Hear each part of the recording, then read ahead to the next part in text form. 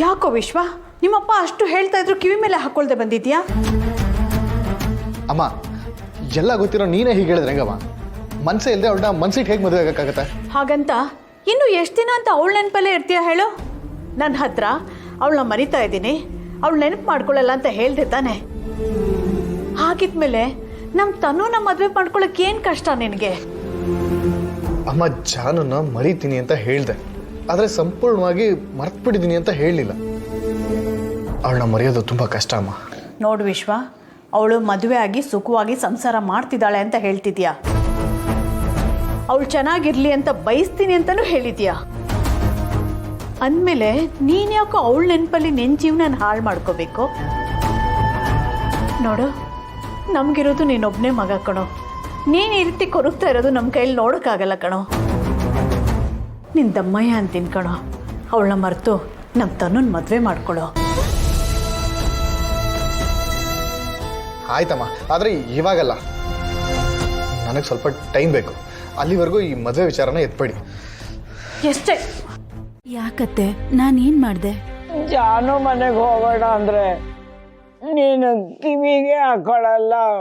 ಅತ್ತೆ, ನಮ್ಗೆ ಅನ್ನಿಸ್ದಾಗ ಹೋಗೋದಕ್ಕೆ ಅದೇನ್ ಹಳ್ಳಿ ಮನೆ ಅನ್ಕೊಂಡ್ರ? ಅಳಿಯಂದ್ರು ಯಾವ ಸಮಯದಲ್ಲಿ ಬಿಡುವಾಗಿರ್ತಾರೆ ಅಂತ ನೋಡ್ಬೇಕಲ್ವಾ ಅತ್ತೆ? ಎಲ್ಲದಕ್ಕಿಂತ ಹೆಚ್ಚಾಗಿ ಅವ್ರು ನಮ್ಮನ್ನ ಕರಿಬೇಕಲ್ವಾ?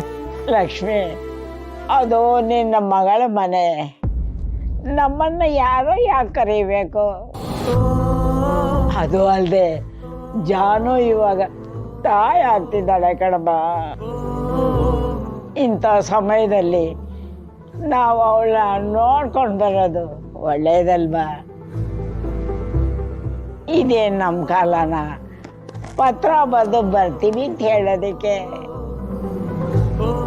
ನೋಡ, ಒಂದು ಫೋನ್ ಮಾಡಿದ್ರೆ ಆಯ್ತು. ನೀನ್ ಯಾಕೋ ಅರ್ಥ ಮಾಡ್ಕೊತಿಲ್ಲ? ನನಗೂ ಅರ್ಥ ಆಗತ್ತೆ ಅತ್ತೆ, ಆದ್ರೆ ಈಗ ನಾವಲ್ಲಿ ಹೋಗ್ತೀವಿ ಅಂದ್ರು ಯಾರ್ ನಮ್ಮನ್ ಕರ್ಕೊಂಡು ಹೋಗ್ತಾರೆ ಹೇಳಿ? ಯಾರನ್ನೋ ಯಾಕೆ ಕರಿಬೇಕು? ನಾವಿಬ್ರೆ ಹೋಗೋಣ ಬಾರಮ್ಮ. ಹಾಗಲ್ಲ ಅತ್ತೆ, ಇಲ್ಲಿ ಖುಷಿಗೆ ಎಕ್ಸಾಮ್ ನಡೀತಾ ಇದೆ, ಅವಳನ್ನ ನೋಡ್ಕೋಬೇಕು. ಅವರು ಆಟೋ ಬಿಟ್ಟು ಬರೋಕ್ಕಾಗಲ್ಲ. ಇನ್ನು ಮಕ್ಕಳಂತೂ ಅದರ ಕಡೆ ಗಮನನೇ ಕೊಡಲ್ಲ. ಅಂದ್ಮೇಲೆ ನಾವು ಹೇಗೆ ಹೋಗಕ್ಕಾಗತ್ತೆ ಹೇಳಿ? ಹಾಗಂತ ನಾವು ಅಲ್ಲಿಗೆ ಹೋಗದೆ ಇರೋಕ್ಕಾಗತ್ತೇನಮ್ಮ? ನನಗೆ ಜಾನು ನೋಡಬೇಕು ಅಂತ ಆಸೆ ಆಗಿದೆ. ಅವಳಲ್ಲಿ ಹೇಗಿದ್ದಾಳೋ ಏನೋ. ನೋಡು, ನೀನು ನನ್ನ ಮಾತು ಕೇಳು, ನಾವಿಬ್ರು ಹೋಗಿ ಬರೋಣ. ಇಲ್ಲ ಅಂದರೆ ನಾನು ಒಬ್ಬನೇ ಕಳಿಸ್ಕೊಡು. ಅಯ್ಯಯ್ಯೋ, ಬೇಡ ಅತ್ತೆ, ನಿಮ್ಮೊಬ್ರನ್ನ ಕಳ್ಸೋದಕ್ಕೆ ನನಗಿಷ್ಟ ಇಲ್ಲ. ಸ್ವಲ್ಪ ದಿನ ಇರಿ, ನಾನೇ ಬಿಡುವು ಮಾಡಿಕೊಂಡು ನಿಮ್ಮನ್ನ ಖಂಡಿತ ಕರ್ಕೊಂಡು ಹೋಗ್ತೀನಿ. ನೀವು ಜಾನು ಬಗ್ಗೆ ತುಂಬ ಯೋಚನೆ ಮಾಡಬೇಡಿ ಅತ್ತೆ. ಅಲ್ಲಿ ಅಳಿಯಂದ್ರು ಅವಳನ್ನ ಜೋಪಾನವಾಗಿ ನೋಡ್ಕೋತಿದ್ದಾರೆ. ಜಾನು ನೋಡಬೇಕು ಅಂದಾಗ ನೀನು ಹೀಗೆ ಹೇಳ್ತಿರ್ತೀಯ.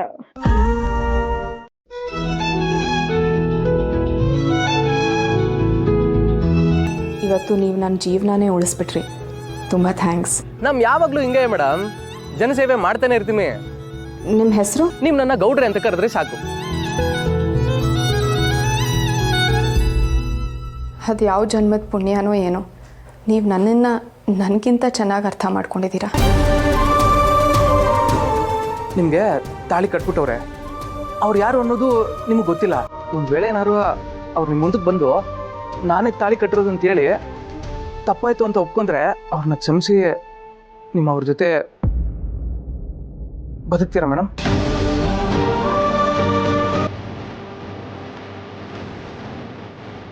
ಇವ್ರನ್ನೇ ನಾನು ಮದುವೆ ಆಗಿರೋದು. ನನ್ನ ಹೆಂಡತಿ ಹೆಸರು ಭಾವನಾ. ನೀವು ಕೂತ್ ಕೇಳಿರೋ ತಾಳಿನ ನಾನೇ ಕಟ್ಟಿರೋದು.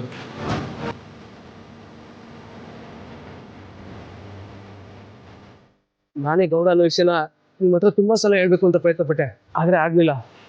ಅದಕ್ಕೆ ನಾನೇ ಗೌಡ ಅಂತ ಸುಳ್ಳು ಹೇಳಿ ನಿಮ್ಮ ಹತ್ರ ಮಾತಾಡ್ತಿದ್ದೆ. ನಿಮ್ಮ ಕಷ್ಟದಲ್ಲಿದ್ದಾಗೆಲ್ಲ ಗೌಡನಾಗಿ ಸಹಾಯ ಮಾಡ್ತಿದ್ದು ನಾನೇ ಮೇಡಮ್ರೆ. ಯಾಕೆ ದೇವ್ರೆ, ನನ್ನ ಜೀವನದಲ್ಲಿ ನಂಬಿಕೆ ಅನ್ನೋ ಪದಕ್ಕೆ ಅರ್ಥನೇ ಇಲ್ವಾ? ಈ ಪ್ರಪಂಚದಲ್ಲಿ ನಾನು ಹೇಳ್ದೇನೆ ನನ್ನ ಭಾವನೆಗಳನ್ನ ಅರ್ಥ ಮಾಡ್ಕೊಳಕ್ಕೆ ಒಬ್ರಿದ್ದಾರೆ, ಅದು ಗೌಡ್ರು ಅಂತ ಅನ್ಕೊಂಡಿದ್ದೆ. ಆದ್ರೆ ಅದು ಸುಳ್ಳಾಗೋಯ್ತು. ಎಲ್ಲರೂ ನನಗೆ ಮೋಸ ಮಾಡಿದ್ರು. ಕೊನೆಗೆ ನೀನು ನನಗೆ ಮೋಸ ಮಾಡ್ಬಿಟ್ಟೆ. ಯಾಕೆ? ನಾನು ಏನು ತಪ್ಪು ಮಾಡಿದ್ದೀನಿ? ಒಬ್ರಿಗೆ ಒಳ್ಳೇದು ಬಯಸೋದು ತಪ್ಪ? ನನ್ನ ಪಾಡಿಗೆ ನಾನು ಇರಬೇಕು ಅಂತ ಅನ್ಕೊಡೋದು ತಪ್ಪ? ಹೇಳು, ನಾನು ಏನು ತಪ್ಪು ಮಾಡಿದ್ದೀನಿ? ಜಾತಕದಲ್ಲಿ ದೋಷ ಕೊಟ್ಟು ದೂಷಿ ಮಾಡಿದೆ. ನನಗೆ ಗೊತ್ತಾಗದೆ ಇರೋ ರೀತಿಯಲ್ಲಿ ನನ್ನ ಕುತ್ತಿಗೆಗೆ ತಾಳಿ ಬೀಳಿಸ್ದೆ. ಇಷ್ಟ ಇಲ್ಲದೆ ಇರೋರ ಜೊತೆ ಬಾಳೋ ಹಾಗೆ ಮಾಡಿದೆ. ಆದರೂ ನಿನಗೆ ಸಮಾಧಾನ ಇಲ್ಲ ಅಲ್ವಾ? ನನಗಿನ್ನ ಎಷ್ಟು ಕಷ್ಟ ಕೊಡಬೇಕು ಅಂತಿದ್ಯಾ? ಇದನ್ನ ಮಾಡೋ ಬದಲು ಒಂದೇ ಸಲ ನನ್ನನ್ನು ನಿನ್ನ ಹತ್ರ ಕರ್ಕೊಂಡ್ಬಿಡು. ಈ ಸ್ವಾರ್ಥ ಪ್ರಪಂಚದಲ್ಲಿ ಬಾಳೋಕೆ ನನಗಿಷ್ಟ ಇಲ್ಲ. ನೆಮ್ಮದಿಯಾಗಿ ಬದುಕಬೇಕು ಅನ್ನೋ ಆಸೆನ ಚಿವಿಟಿ ತಮಾಷೆ ನೋಡ್ತಿದ್ಯಾ? ನಿನಗೆ ಕೈ ಮುಗ್ದಿದ್ದ ತಪ್ಪಿಗೆ ನನ್ನ ಕೈ ಕಟ್ಟ ಹಾಕಿದ್ಯಲ್ಲ.